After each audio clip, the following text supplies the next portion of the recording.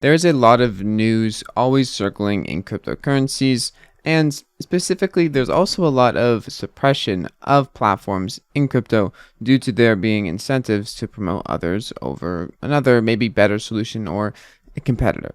In today's video, we're going to be covering Cardano being hidden and talk a bit why this happens, why people overlook it, and especially on crypto reports, why Cardano is often left off. So the first thing that brought this to my attention was when I saw today on Twitter, the staking platform or stakingrewards.com put an article talking about some layer ones and liquid staking, quote unquote. To be honest, I don't know if really any of these classifies liquid staking, maybe Polkadot, compared to what Cardano offers. But first, let's just go over what the image is. And this graphic is basically not Cardano, even though Cardano has billions of dollars staked up and truly liquid, where anyone can remove it, take it out, spend it as it's being staked. It's interesting to see that Cardano's not on this report. Now, this isn't the first time this happened.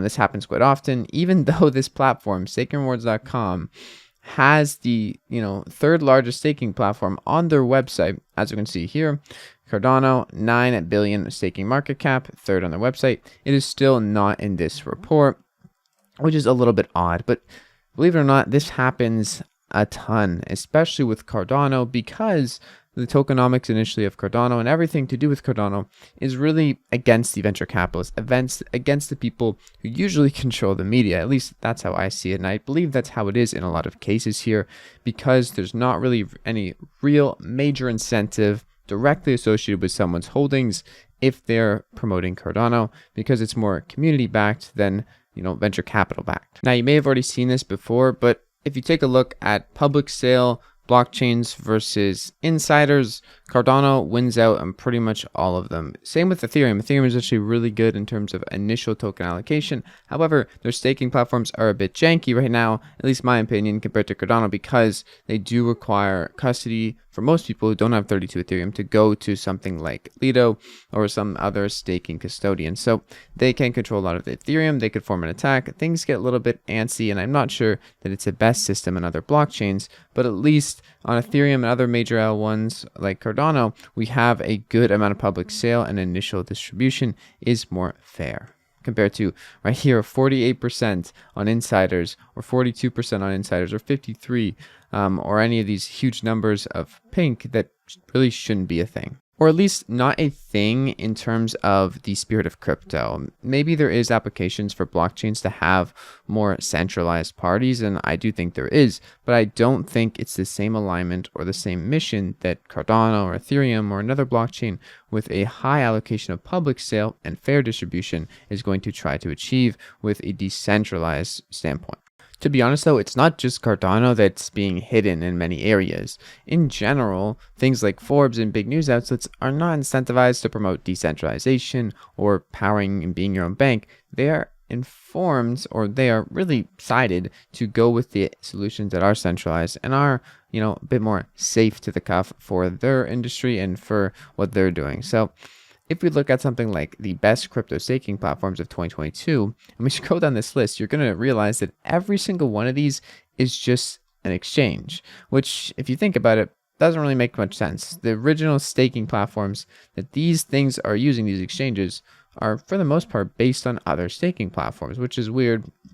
Like, for example, Coinbase and Binance, they have their own stake pools. They run them on Cardano, and rather than telling you, hey, go stake on Cardano to earn more rewards and have full control of your assets, they're directing you to something centralized. So that's also a thing outside of just cryptos and blockchains battling each other, is people who don't want you to go to the decentralized side of things and keep you on their platforms earning money from your money. Because at the end of the day, they are incentivized, these people, the exchanges, to keep your crypto in their wallet, because then they can lock it up, they can do whatever they want with it, really, and then you don't have much say in it. You can, however, on all these platforms, pretty much withdraw it to your own wallet, take custody, and have control of that. And if certain blockchains allow it, stake it directly on the blockchain like Cardano. Cardano specifically, I really am making this video just to highlight how good the staking is on Cardano. First of all the blocks minted are going through a process of, is the pool, having enough credibility to mint, meaning do they have enough ADA, stake with their pool, social credit, to mint blocks? And also, there's a bit of luck here.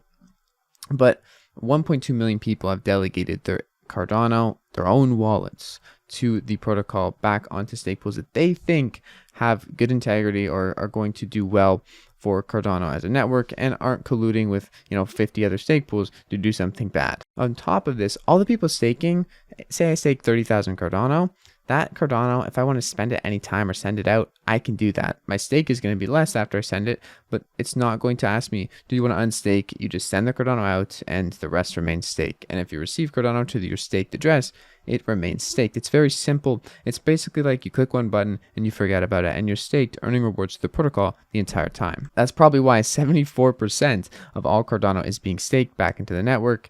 Of 34 billion Cardano, 73% is being staked, which amounts to, as we've seen earlier, around $9 billion currently in staked value, completely liquid on Cardano. I do actually have my own stake pool, so I'm heavily incentivized to talk about staking on Cardano. But yeah, I earn from this, you earn from this. If you want to earn passive ADA, you can stake with the Jack stake pool, but you can stake with any stake pool on Cardano, really. Just probably one that has a few million ADA if you want regular rewards. Just throwing that out there. But there are other things that Cardano gets hidden from. Messari itself wrote a report, even though they cover Cardano on their platform here, you can see 4 billion transaction volume. That's mostly because of the UTXO model and how they count it. The real volume is a lot less than Ethereum, let's be honest here. There has been a lot of growth in Cardano lately, though, and that's really good. But Messari did a report for crypto, and it was for the thesis for 2022, essentially. What's going to happen, things to watch. In this report, interestingly enough, Cardano is mentioned twice. One is a brief mention of all the top 10 layer ones, and then the next mention is Cardano in the top 10, but we're not going to talk about it. It's basically that I'm just saying we're not going to talk about Cardano. So that's the only two mentions of Cardano.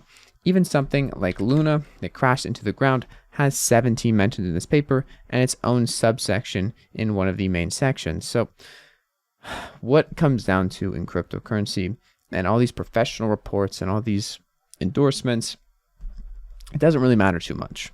It seems that what matters the most is the fundamentals these blockchains are laid upon, and if they're going to stand the test of time, how strong are those fundamentals? Cardano specifically has hundreds and hundreds of research papers that are formally proofed and backed and everything to start work on the actual thing for Cardano's blockchain and improve upon the scalability, decentralization, and security of Cardano.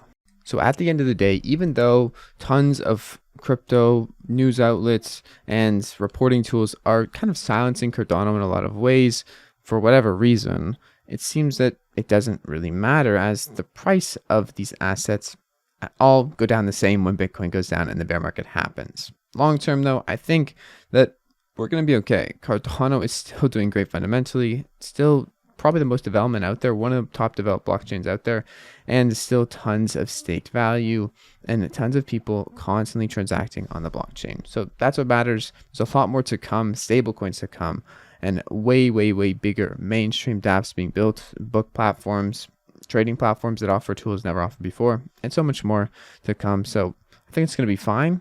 But overall, I just wanted to shed some light on Cardano staking, how awesome it is, actually liquid, and how a lot of people just don't even know about it because people are talking about all the other stakings that give you 10% rewards and aren't sustainable. Anyways, I'll see you guys in tomorrow's video. It's my friend Jack. Peace out.